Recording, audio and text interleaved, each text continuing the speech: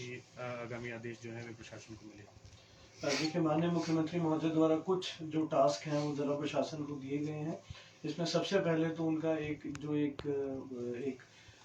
सपना है कि जितने भी हमारे जो व्हीकल्स हैं उनको एक नॉन पोल्यूशन क्रिएटिंग जो रूप में जो इलेक्ट्रिक व्हीकल्स हैं उनके रूप में उनको तब्दील किया जाए।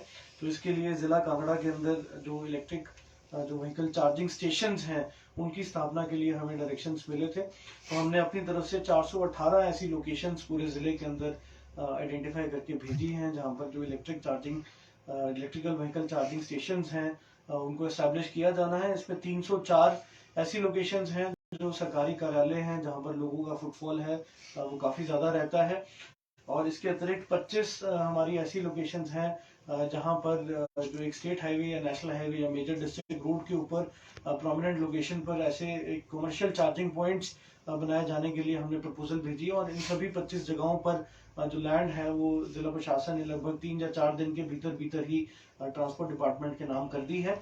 इसके अतिरिक्त 89 हमारे ऐसे पेट्रोल पंप्स हैं जिन्होंने इलेक्ट्रिकल चार्जिंग स्टेशन के लिए अपनी जो कंसेंट है वो दी है। तो इस प्रकार लगभग 418 हमारी ऐसी लोकेशन हैं जिसका जो पूरे जिले से जो एक प्रपोजल है वो ट्रांसपोर्ट डिपार्टमेंट को गया है इलेक्ट्रिकल व्हीकल्स के चार्जिंग स्टेशन के लिए। इसके साथ साथ मैं ये भी बताना चाहूंगा कि जो हमारा नेशनल क्लीन एयर जो प्रोग्राम होता है उसमें डमटाल हमारा एक नॉन अटेनमेंट टाउन के रूप में लिस्टेड है। पूरे प्रदेश में 7 ऐसे टाउन्स हैं। तो वहां पर भी जो काफी गतिविधियां हैं एयर पोल्यूशन को कम करने के लिए वो की जा रही हैं।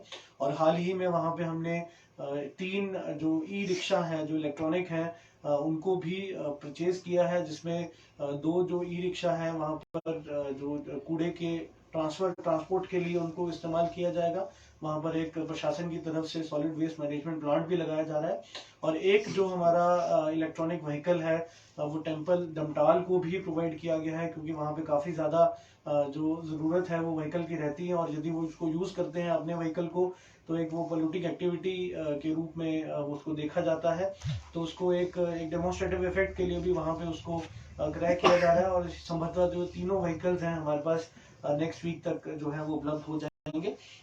इसके बाद जो माननीय मुख्यमंत्री के दिशा निर्देश थे उनके अनुसार हेलीपोर्ट जो है वहां पे एस्टैब्लिश धर्मशाला डिस्ट्रिक्ट हेडक्वार्टर के अंदर किया जाना है, जिसमें बेसिकली अभी हमारे पास गगल एयरपोर्ट तो है, परंतु एक प्रोफेशनल अगर हमने कमर्शियल सर्विसेज देनी है हेली टैक्सी की तो उसमें एक ऐसा कमर्शियल हेलीपोर्ट का अभाव डिस्ट्रिक्ट कांगड़ा के अंदर है। तो इसके लिए भी रक्कड़ के अंदर जो साइट है उसको आइडेंटिफाई किया गया है और लगभग 0.97 हेक्टेयर जो भूमि है उसको उसके लिए चिन्हित किया गया है।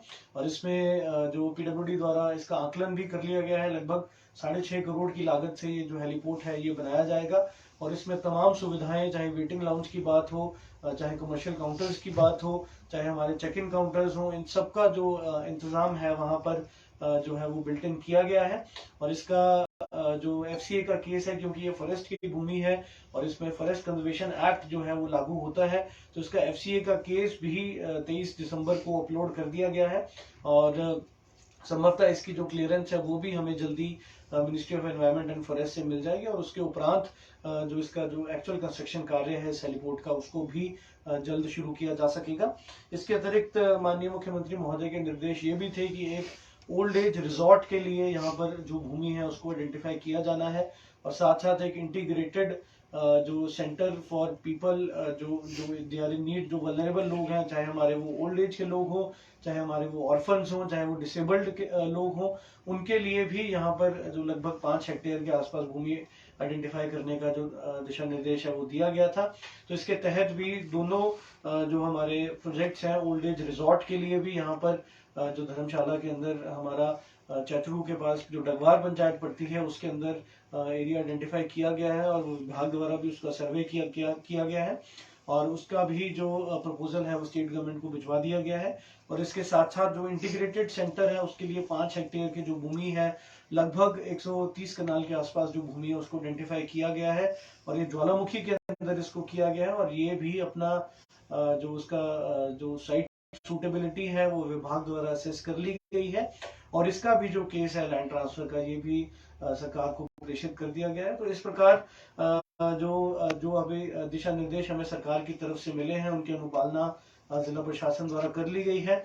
इसके बाद एक गोल्फ कोर्स का भी हमें यहाँ से स्टेट गवर्नमेंट की तरफ से डायरेक्शन आई है कि लगभग 120 से 200 एकड़ जो भूमि है उसको आइडेंटिफाई किया जाए। उसके लिए भी जो तलाश है उपयुक्त भूमि की वो जारी है, और उसका भी जैसी ही भूमि आइडेंटिफाई होती है उसका भी जो केस है वो स्टेट गवर्नमेंट को भेज दिया जाएगा। सर हेलीपोर्ट बनने के बाद एट ए टाइम कितने हेलीकॉप्टर वहाँ उतर सकते हैं? देखिए, इस समय जो हेलीपोर्ट की जो ड्राइंग्स बनाई गई है उसमें दो मेनली जो लैंडिंग एरियाज हैं उसको बनाया गया, और एक एप्रन जो है पार्किंग ऑफ हेलीकॉप्टर के लिए उसको भी प्रपोज किया गया है। और इस प्रकार जो 3 हेलीकॉप्टर हैं एक समय पर वहां पर अपना जो है वो उपस्थित हो सकते हैं।